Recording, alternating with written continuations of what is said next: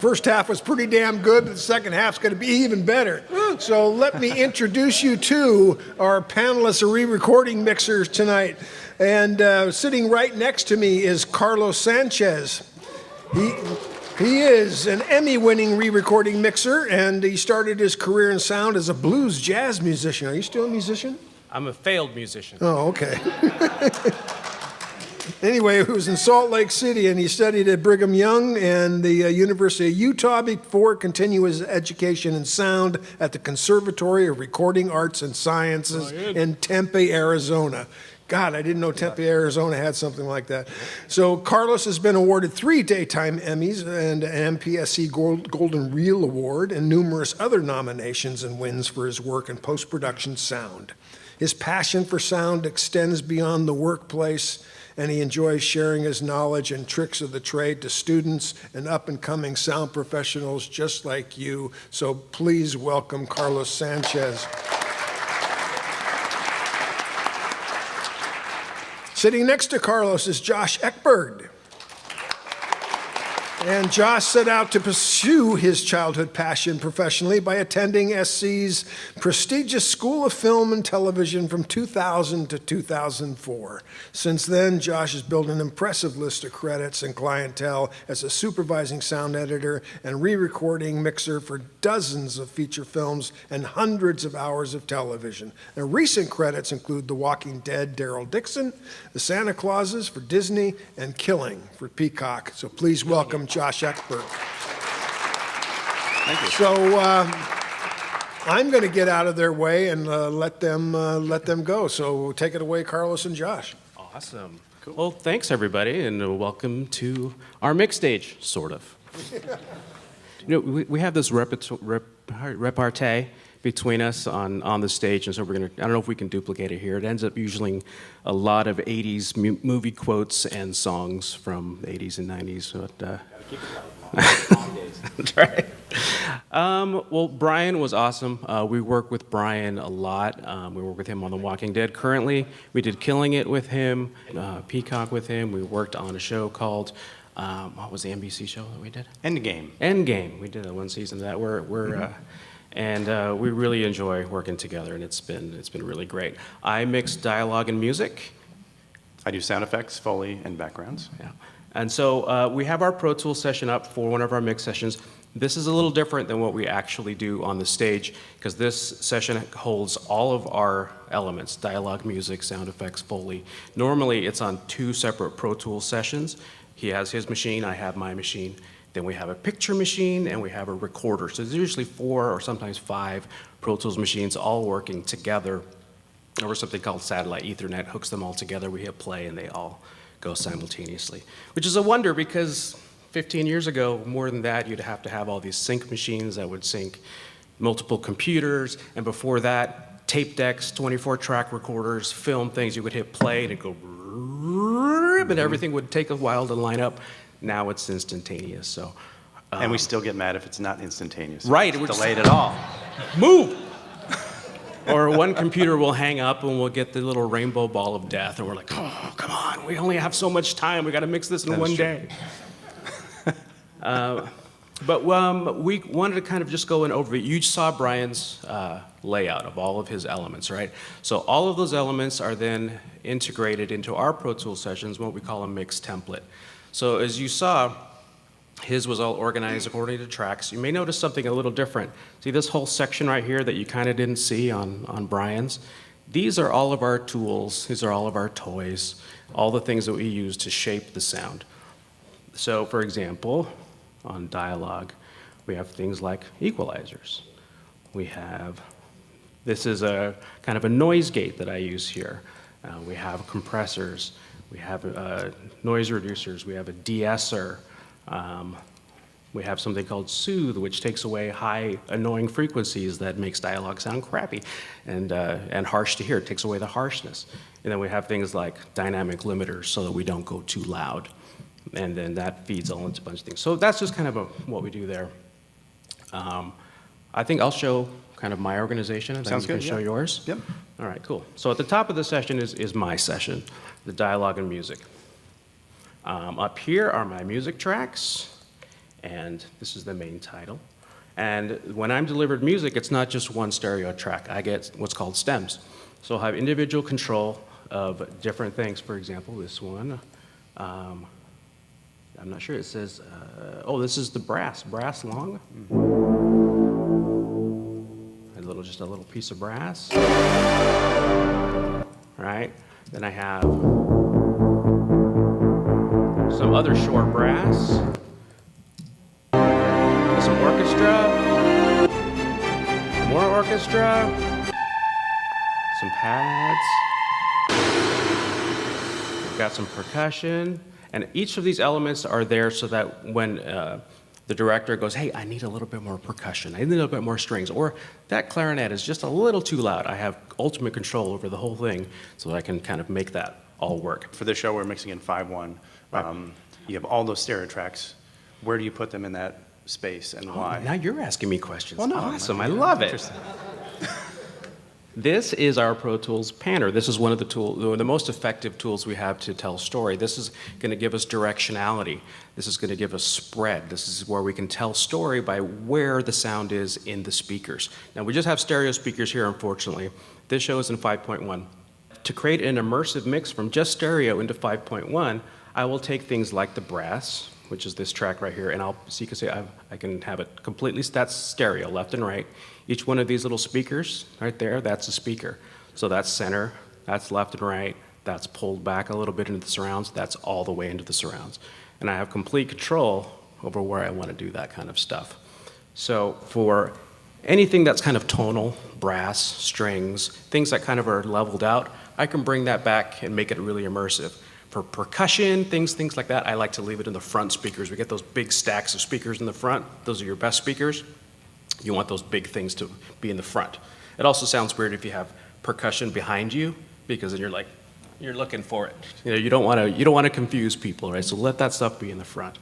And that's kind of my philosophy on how I'm mixing music. Then there's other things which can be kind of usually down towards the bottom. That's percussion, but sometimes you get like a track that says effects, or if it's just kind of some kind of weird little pad, something like that, right? You know, depending on the scene, you can slowly move it to the back or slowly move it to the front, depending on the emotion that you want to carry in the scene. I recently mixed music for a Netflix show, which wasn't Shogun, but it was called House of Ninjas, which is a really cool Netflix show, and I mixed all the music for that. And that had a lot of really cool Japanese percussion that went pa pa pa pa pa pa pa pa, and I would take it and I would move it, you know, according to kind of what it was doing, and also what the story was calling for. So that's a really cool tool that we use in mixing, panning, to kind of create a very immersive and fun kind of mix. Do you have any other questions, Josh? I'm good, thank you. And then there's also things, I wish I could show you this. I don't have, there's a certain way that Pro Tools runs. Has to be in, this is an older plugin that, you can see it's grayed out. It's called Speakerphone. It makes, lets me put regular sounding music and make it sound like it's coming out of a radio or things like that. It doesn't work on this particular system at the moment. I'm sorry to do, but at the beginning of the scene, we actually have music coming out of that radio right there. You see that radio? It's kind of dark, but there is a radio there. So I kind of made it kind of so, I wish I could show you that, dang it. But these are called source tracks, and we can make things sound like they're in a room or in a restaurant or, you know, coming out of, you know, a walkie-talkie, things like that. So those are. I think something that's kind of interesting too is, you know, we're having a technical difficulty with this plugin, right?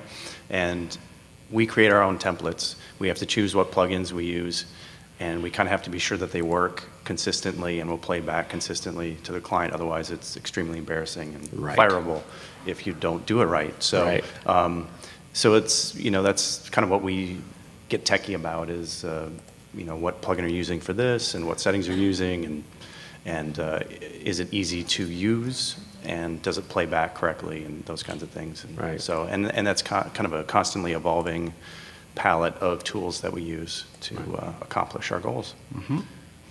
And down here, we'll skip down to dialogue. This probably looks a little bit familiar to you. You saw the dialogue edit that Brian showed you. This is the dialogue edit in the mix session. Like I said, my philosophy with dialogue is 3 words: do no harm. You know, let it sound the way it's supposed to sound.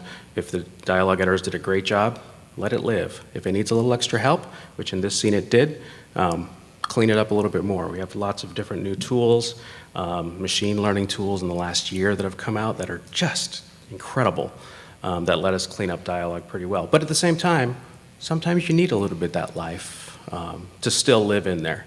Let me play a little bit of this scene here.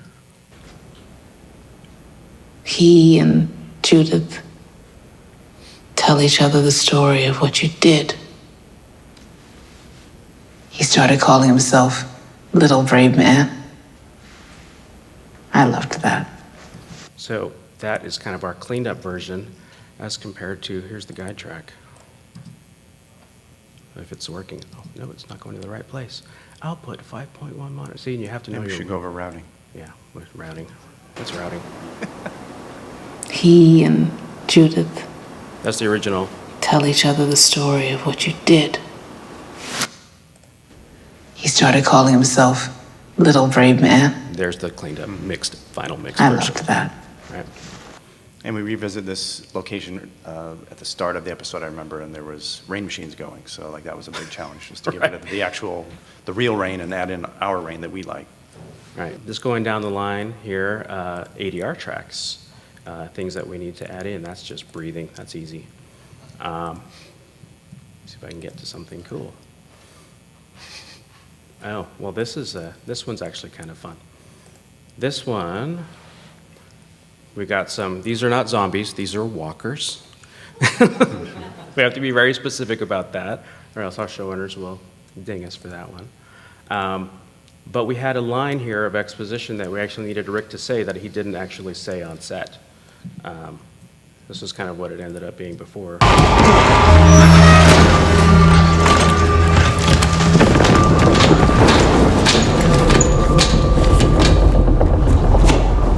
So he doesn't say anything. Michonne. But we needed him to say some lines on here, so we added some lines. And we had to make it, I have to make it sound like he's in that environment. In production, sometimes you get the natural reverb of the room. It's all kind of there, and you can kind of play it. This one is a recorded, with a microphone. So I have to kind of take it, and I'd make that ADR, which normally just sounds like this. They destroy any evidence that they exist. That's why they took out the helicopter. This whole building is buckling. All right, so that's kind of the raw ADR. When we put it in the mix, and I EQ it, add some reverb, make it sound like it's in there, this is just the ADR mixed. They destroy any evidence that they exist. That's why they took out the helicopter. This whole building is buckling. Hear the difference? Right, so it's in the room, it's EQ'd to match the before and after dialogue that's in there as well. They destroy any evidence that they exist. That's why they took out the helicopter. This whole building is buckling. Michonne. And you believe that he said that on the set. Sorry? How did I do that? That's a We good can't tell you, I'm sorry. Can't do, No. Yeah, that's not tough to kill you if I tell you. That's why we're here. There's a few different ways. There is a really great tool that is actually a reverb matcher. It's this one right here. I'll show you. How nerdy do you guys want to get? Nerdy? Awesome. This is I can actually create reverb from production tracks. I can tell it to listen to these tracks. I can do that, and I can hit mute. Is that on? And I can machine learn it. This whole place is buckling. So, what am I listening to? Well, it's not quite set up to work at the moment, because this is a different kind of thing. This whole place is buckling. Not sure. But it will listen to that. It will listen to the original tracks, and it will actually extract a reverb from it. And then I can apply that to the ADR tracks. This is a relatively new tool, but it's really great, and it lets you kind of, not quite cheat, but there used to be a lot of more guesswork where I had to just find a reverb in a plugin, Actually have a whole bunch of reverb. I have dialogue reverb 1 through 4 and a delay. So these are all different reverb plugins that I can use. This one has a living room. This one is more of a traditional reverb. And I've got a room reverb. I've got cinematic rooms, which is surround sound reverbs.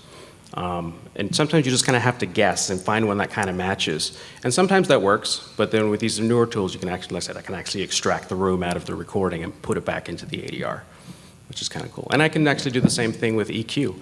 I can machine learn the EQ of a track and then apply that to the ADR. So we have EQ and reverb, and now it's going to sound pretty darn close. Compensate for the quality, the difference in the microphones on set versus the ADR, and the microphones sure can sound different. So you can throw all the EQ and room reverb you want at it, and still, it's totally different mic. Do you ever Right. in ADR try to get the mic that was used on set? In ADR, they always try to use the same boom mic and the same kind of lavalier mics. Those are what we record with. We don't record with dynamic mics like this or big, large diaphragm microphones. Those for voiceover, sure. But in ADR, when Brian goes and supervises ADR, you got a boom mic, the same as on set, and a lavalier, which is usually the same on set. And those are the two microphones that I get to try to match in. So Usually. Unless Sometimes you get thrown a curveball and you get an iPhone recording. Yes. Oh my gosh. iPhone recordings. Can you remind us what the plugin was? It's Smooth 2, the one that was made. Soothe. Soothe. Yeah, it's Smooth 2, I believe. Yeah. Soothe 2. This one right here. Yeah. This is a fantastic plugin. Like I said, it takes away some of the harshness kind of automatically. This is my set and forget setting on every single dialogue track that I have, and it just makes things sound a little bit nicer. Sometimes you have to make dialogue. When I go to big movies and I hear cinematic dialogue, it's not actually what you hear in real life. It's kind of this, larger than life, sometimes nicer dialogue that you want to hear coming out of a speaker. You don't want to hear shrill, annoying sounds. You want it to feel nice and round and big. And that's what we're kind of used to for high quality films. That's what we try to do in TV as well. Does that mean you're adding reverb to it? That's what the cinema does? Yeah, if we're in a room and usually the microphone's pretty close, or that boom lab is just right here, we need to make them sound like they're in a bigger room. So we're adding reverb all the time to kind of get those things happening. So the chameleon kind of works as adding what you would have heard on set, and then we choose reverb to sell kind of the space that they're in. Yeah. Also, and add that on top. Yeah, and to that point, the majority of our job is to sell reality. We have all of these parts, all of these pieces that were created by amazing sound professionals, but we need to put them all in a cohesive environment and make it all sound like it's coming out of one source. Trick you guys into thinking that that's reality, when in actuality it's all of these hundreds and hundreds of pieces of audio. We're melding that all together into one cohesive thing that you don't notice. What about 32-bit video? We haven't been, everything's 24-bit 48K so far. Mostly because of there's so many pieces of gear and consoles that are made to work that way. They don't make consoles that do that yet. And these are all our walkers. Right there, that's a lot of walkers. We have, Brian can tell you how fun these sessions are. Super fun. And these are the same actors that do the group also, right? Right, the same actors Yeah. do the group do the walkers. So let me just play you some walkers.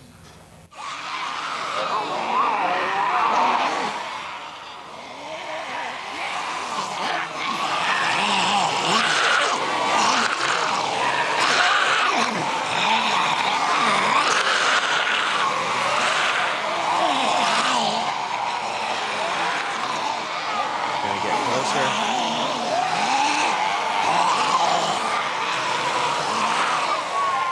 And scene. And up at the top, these are kind of our hero walkers. These are the ones that usually are getting killed. I think we have one. Oh, this is just a little. Here's a good one.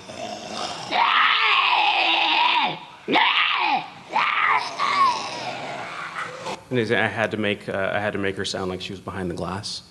So that's a little reverb, little EQ to try to make that, to sell that. Whole bunch more. Like I said, these are the ones that are typically getting getting blasted, and then there's a whole, just all of the din of other walkers are all down here, and all these multiple tracks that we put in different speakers to kind of direction of where they are, and you can kind of feel them moving around as the camera changes angles. I think I spent enough time on that.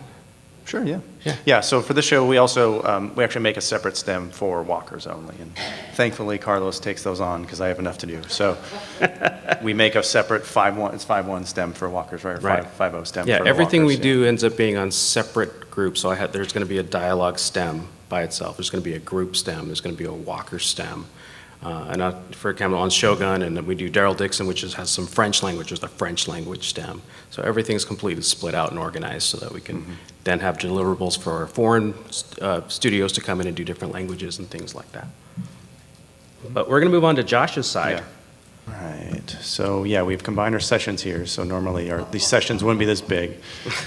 Don't be intimidated by the tracks are pretty big, so it probably looks worse than it is. So I'll just kind of just briefly go through. Brian did a great job of just kind of breaking down the food groups a bit. So I'll just kind of show you specifically what I've got in mind. You know, if you're mixing, it's just however it works for you and makes sense in your mind and sounds good. And every mixer organizes things differently, so, and it changes over time. So what I have here on the top of my session, so normally this would be the very top of my session. These are all my VCAs, and they're just up, they're up at the top basically. What's a VCA? Well, guys got the questions here. All right. So a VCA is basically a fader that I use to control another group of audio tracks or aux tracks. So, and I've got VCAs that control other VCAs, or I have VCAs that control tracks, or VCAs that control like aux returns for reverb. So you can see here I've got one that's called V-stems. So what this is we actually do a separate recap on this show. So, but sometimes on a show you've got the recap kind of baked in. So, so I do have tracks in my session specifically that are built for previous episodes that we've done, and then I can accept the 5.1 material. So this down here, the lovely pink tracks, are my stem tracks. And so I just have effects, backgrounds, and Foley. These are inactive, so I'll hide them. So if we had a recap, we would get stems from previous episodes all chopped up and placed here. And they're separated, obviously, so that I can create the stems. So this is an effect stem, but it still has to go into the new effect stem that we're making. So you can see here, this is going O for output to effects. So this is going to the output of the effects. I do have some, if you know what a master fader is, out here I basically just have a limiter for my effects, Foley, and backgrounds. This isn't the limiter I use, but we put it here just for safety's sake as we're playing back stuff. But so basically we have certain limitations that we're given as far as loudness specs and how loud can something be on average, how loud can something be in total. So on this show, we can not go above -2 dB. So it's quieter than you would have at a movie, which is 0. All right, so back up to the VCAs. So that's what that is. So this one here this is a VCA that controls other VCAs. So if I hit mute on it, you'll see all these tracks also muted. So these are my sound effects VCAs. And so I have A through F in this session. And you can see right here, so I kind of talked with Jim Gallivan before we started mixing what we want these to be like, and do we want them all to be mono? Do we want them to be all stereo, or what mix? Do we want 8 mono, 8 stereo, or, how do we want it split up? So we ended up with A, B, and C all being monos. And then you can see as we get down to effects D, we start introducing stereo sound effects a bit more. It's a great place for mono versus stereo. Yeah, that's a great question. Thank you, Brian.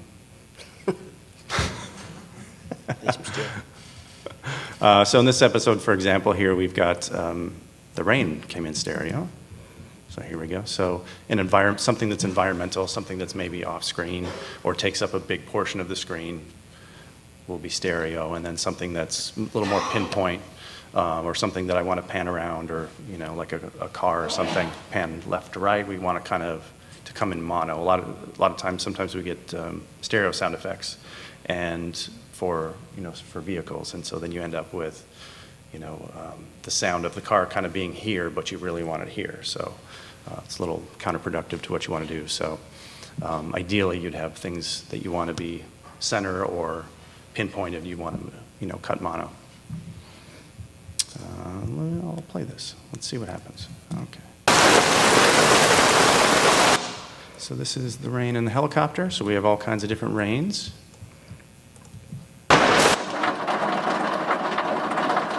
So we got rain on the metal roof. More rain on the metal roof. Still more rain on the metal roof. So that's a little bit different.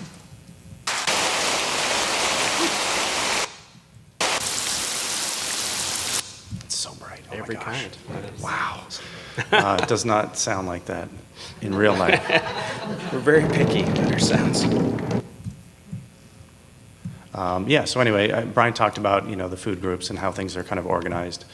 And so, if you're ever cutting sound effects or organizing them, just try to think like a mixer and how you'd want to tell a story. So as a mixer, things that as far as like what it does to speed things up for me, is if things are split up based on like how they're going to be treated or how they're going to be panned, that kind of thing. So I can do it to the entire pre-dub all at once. So like, let's say I wanted to pan, what is this, so that's the power up of the Roomba here, right? So I think I actually did pan it a little bit, because he kind of comes from behind us or, in the surrounds a little bit, and then he creeps forward. This is the first time we see the Roomba character, the real hero of episode 4. The real hero of this series, yes.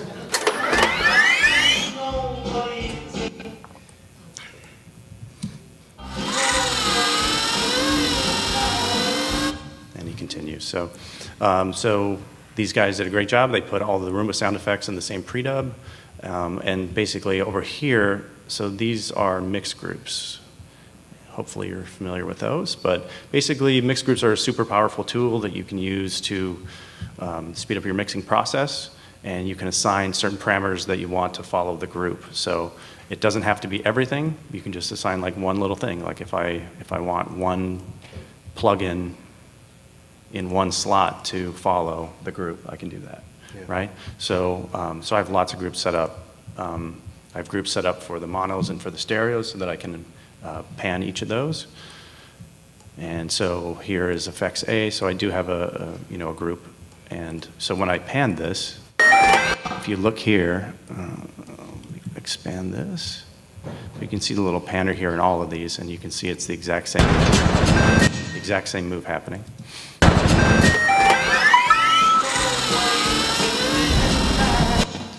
And so through the power of mix groups, I was able to pan all of those at one time instead of having to do it 6 times like a crazy person. So, Can your pan tool reflect what's, if you move the sound around, could you then play it and have your tool reflect where it is?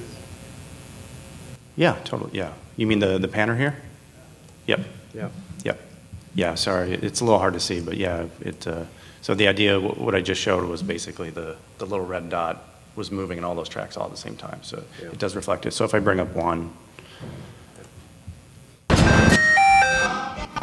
so here it is, so you can see the little panner. Yeah,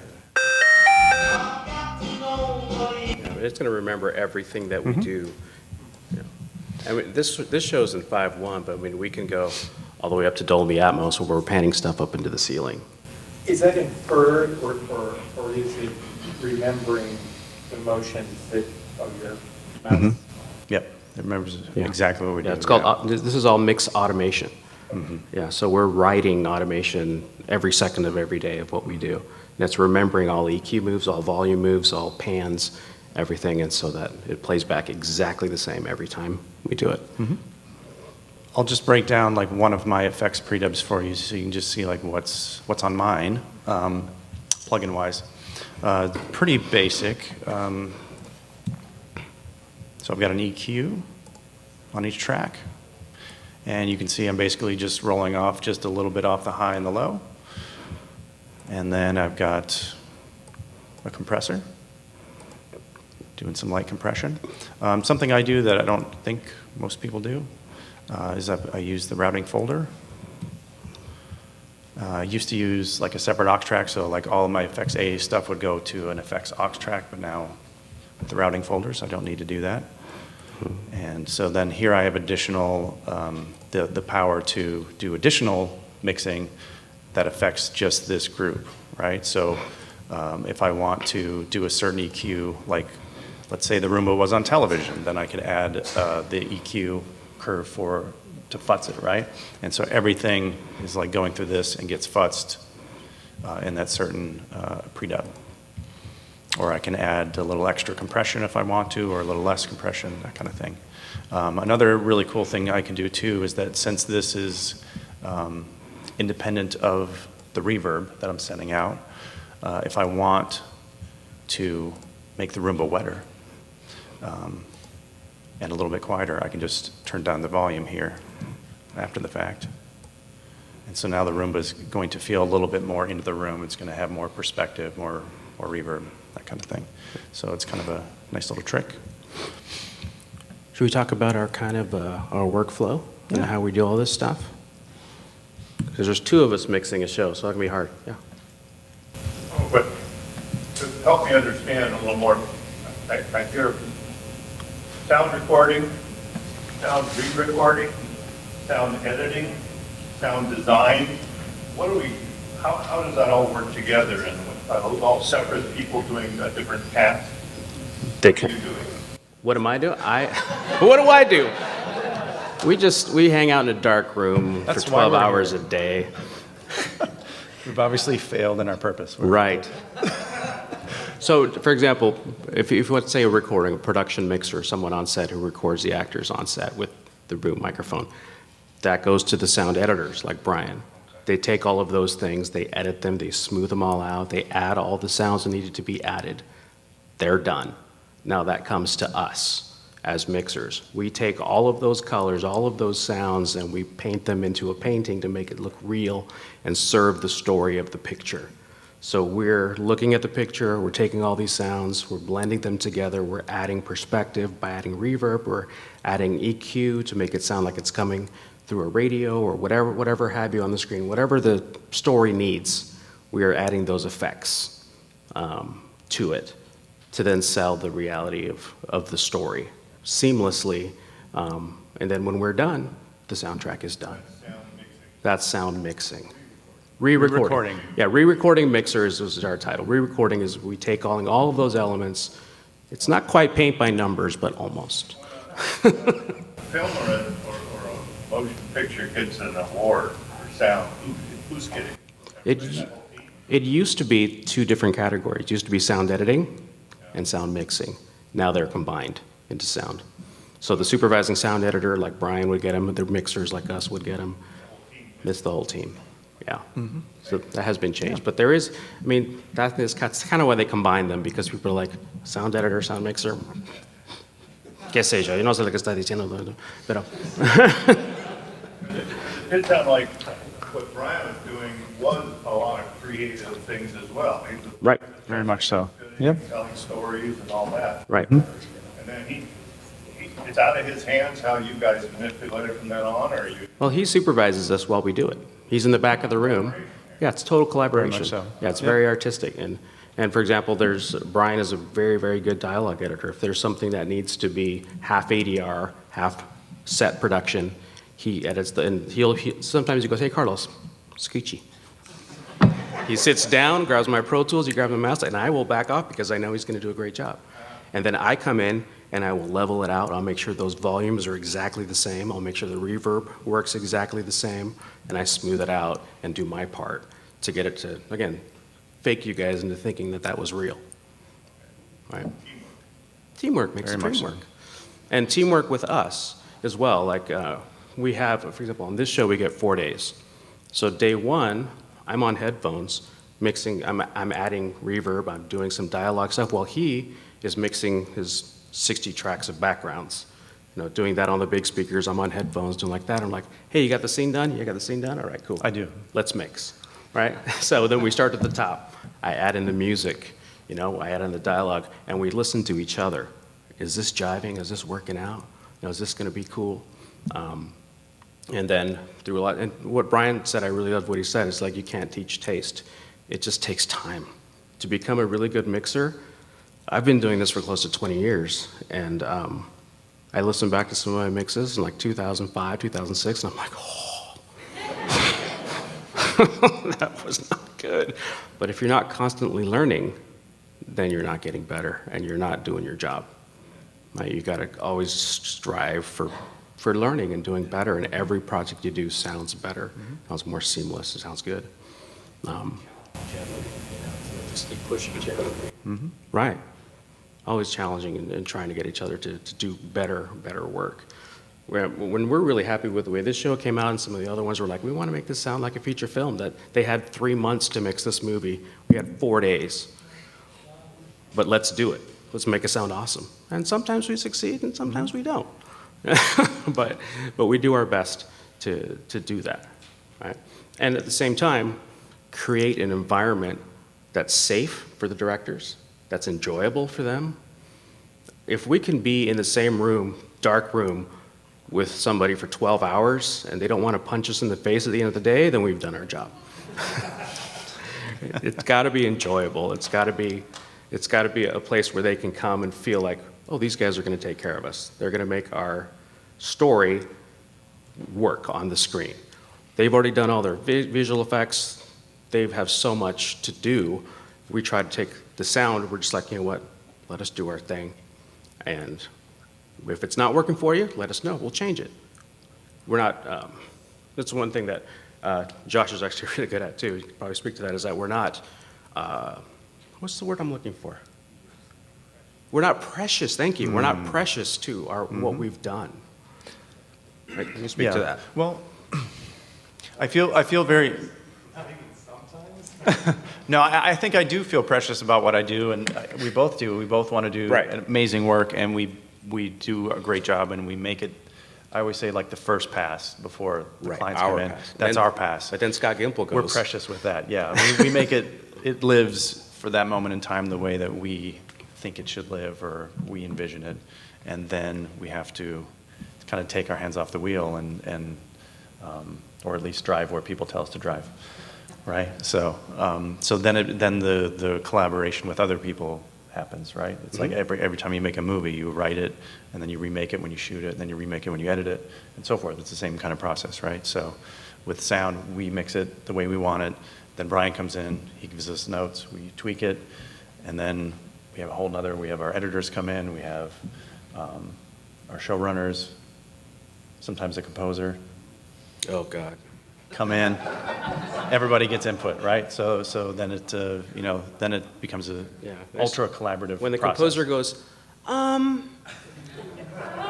that means I grab the fader, music up. turning it up. Here we go. Is that better? All right, cool. My wife's a composer, so I can make jokes about it. Right. All right. But you got to do those things, and you have to be very collaborative. And sometimes you can be with a director, or that goes, rewind 10 seconds. Okay, play it again. Go back 20 seconds. Play it again. Play it again. Okay, go back a minute. Play it again. It happens all the time. Or sometimes you'll get a guy who'll play a whole act and go, that's great, good job. So it just depends on the person, and you have to be the collaborative enough to roll with that.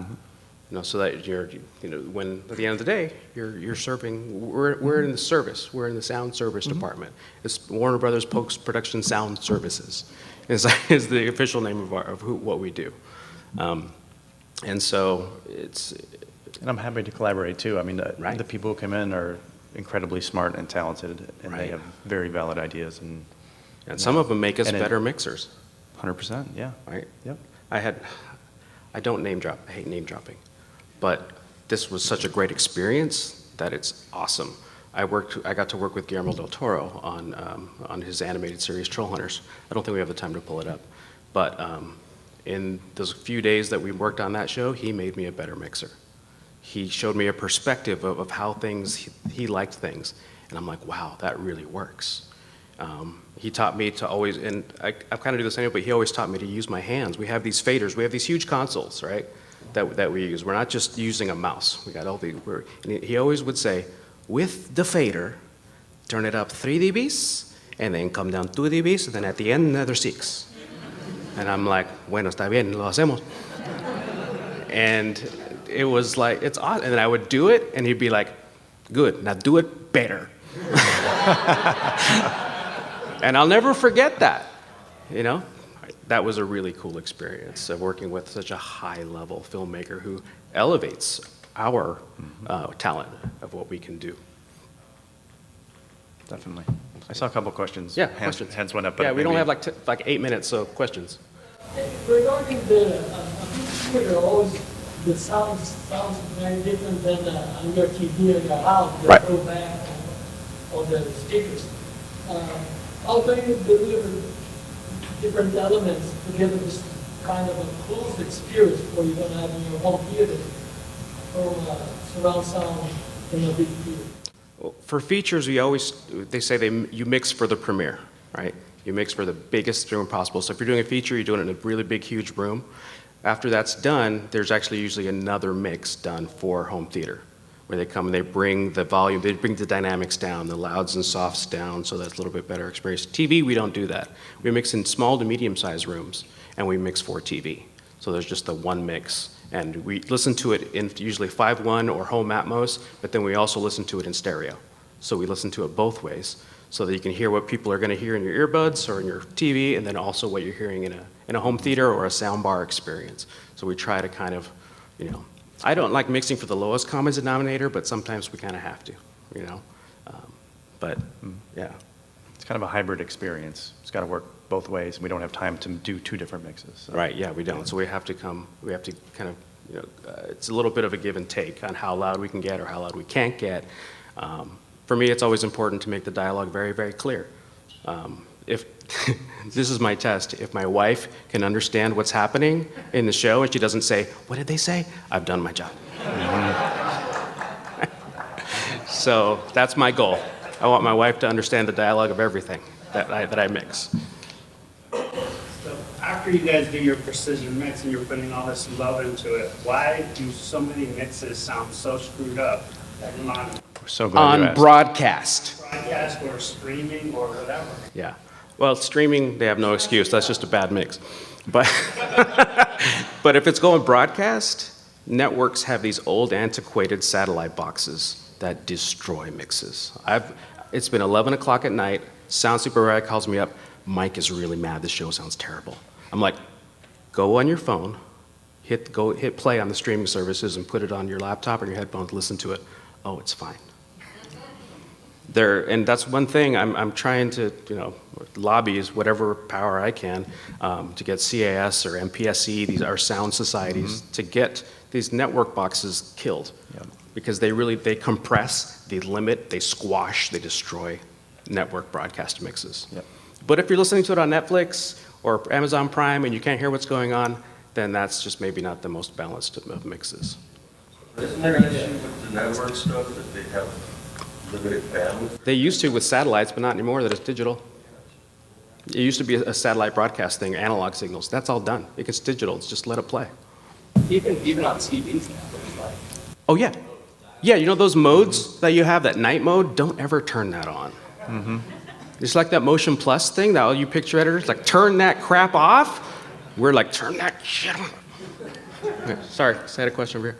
Can you speak about how you approach kind of like mixing backgrounds and like, because there's so many layers? Some of the backgrounds I get basically are used sometimes for fill or just to give presence for the space, right? So with dialogue cleanup now, you don't need fill quite as much, but just giving a room a little bit of presence. So I usually start by building that presence to the space. And that's kind of usually a very quiet thing. And then from there, it just goes, you know, you saw in Brian's session, as far as just finding little details, finding little moments that you can add and help tell the story, but not distract, and create like a space and a feeling of a location.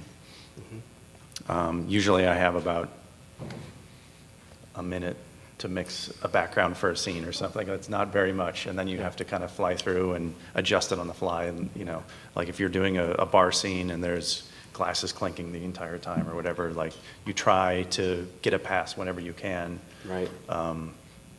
And I grab the fader for that pre-dub that's got the glasses on it, and as we go through a scene, if we're actually going to play it down, it's not often we actually just get to play a scene from start to finish. It's a lot of start and stop. We're going very fast, so so I'll go through and, you know, I'll ride the glass clinks around the dialogue. Well, one thing that you do is sometimes you go offline. So like we have two different computers. I'm running, I'm doing dialogue. He's actually not coming with me. He's just looping that background in the background and kind of getting it in shape. Then once it's done, he can save that setting and write it to the whole thing. So he's messing around while I'm messing around, and then we finally get there to make it sound real. And I'm constantly shaping the backgrounds and the sound effects, and some of, I don't know what percentage it is, but there's definitely a percentage of my mixing that happens after I heard it. Right. Right. Yeah, you go back. We're playing through the timeline because we're tied together. I can't just stop because he's working on something, right? So we have to collaborate. So a sound effects goes by or a glass clink goes by, and I'm like, yeah, that's got to come down 6 dB, or that's got to come down 10 dB, or that has to be muted. And so as we're playing and I see the timeline go by, I have to just do that on the fly and just get that done. And all those little decisions and details, like we try to get 1 million decisions done in 3 days. Yeah. And so that's kind of how you have to do it, is just... Or one day. Or one day. So I don't know if I answered your question at all, but hopefully somewhat. Yeah. But you can like also start, you can establish something and then you can duck it down. Definitely. And maybe at the end of the scene it comes back. You know, it's all kind of artistic kind of stuff like that. Are you doing 3 mixers? They don't do that. No. There used to be 3. Now it's just 2. With all the automation tools that we have, that the computer remembers what we're doing, 2 is kind of the standard.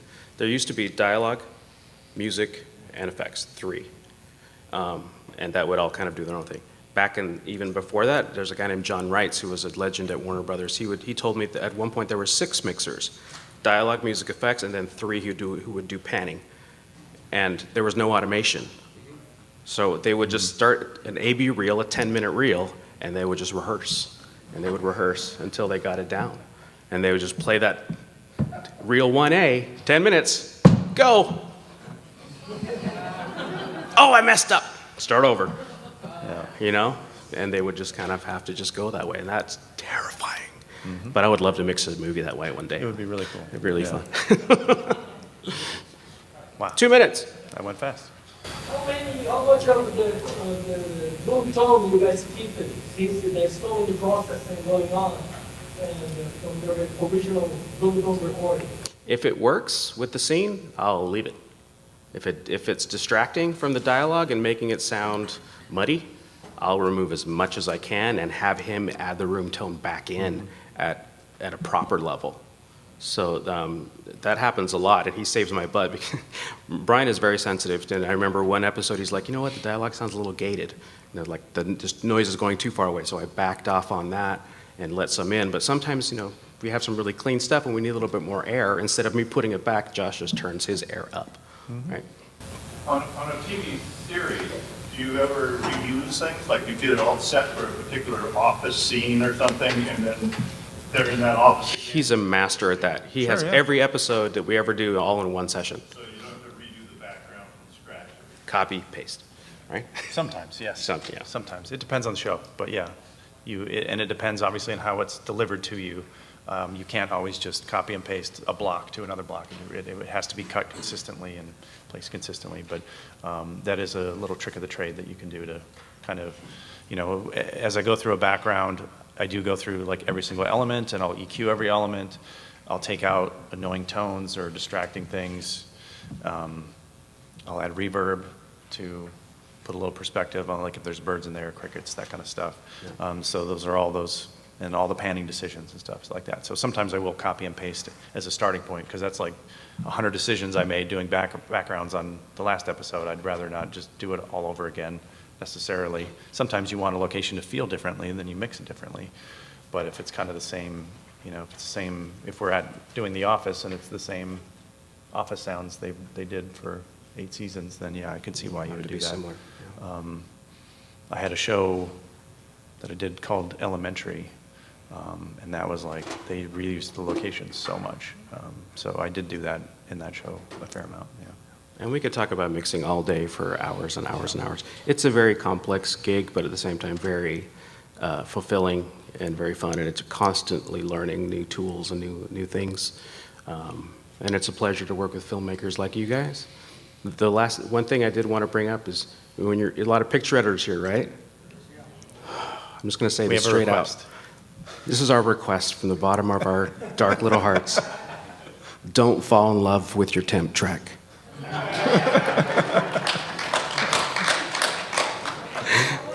Let us do our job. Or what? Or let us provide the temp track for you. That's what we specialize in. That's what we love. That's what we're passionate about. Let us do it. Mm-hmm. Thank you. On that note.